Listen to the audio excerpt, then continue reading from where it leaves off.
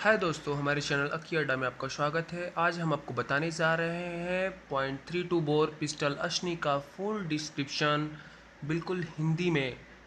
बहुत ही आधुनिक पिस्टल है। इंडियन ऑर्डिनेंस फैक्ट्री ने इसको बहुत ही बेहतरीन तरीके से इसको बनाया है।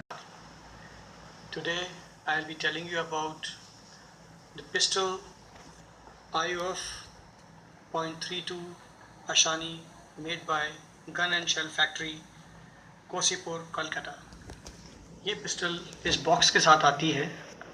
इस बॉक्स को अभी हम खोलेंगे और देखेंगे इसके साथ हमें क्या क्या मिलता है। अगर आप देखें तो इस बॉक्स के साथ एक बुक मिलती है जो कि यूज़र मैनुअल है, जो इसके बारे में बताता है। इसके अलावा इसके साथ एक क्लीनिंग रॉड आती है, एक स्पेयर मैगजीन आती है जो कि हमने इधर रखी हुई है। ये लोडेड है, इसलिए हम इसको टच नहीं करेंगे और इसको हम वापस इसी में रख देते हैं।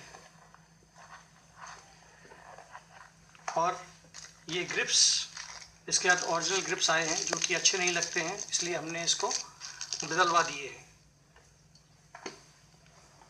इतनी ही चीज़ें आती हैं। इसके साथ एक क्लीनिंग रॉड भी है। अगर आप देखें, वेपन को क्लीन करने के लिए क्लीनिंग रॉड्स आती हैं इसके साथ।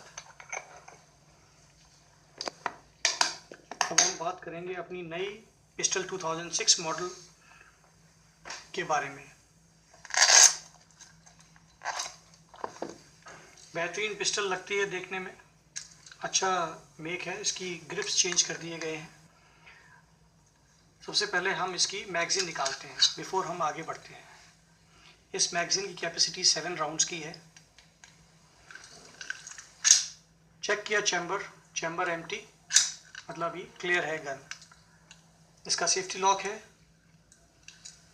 अब हम इसके बारे में बात करेंगे। ये जो पिस्टल है, ये कॉपी है FM 1910 ब्राउनिंग की, जो कि सेल्फ प्रोटेक्शन के लिए एक अच्छा हथियार है।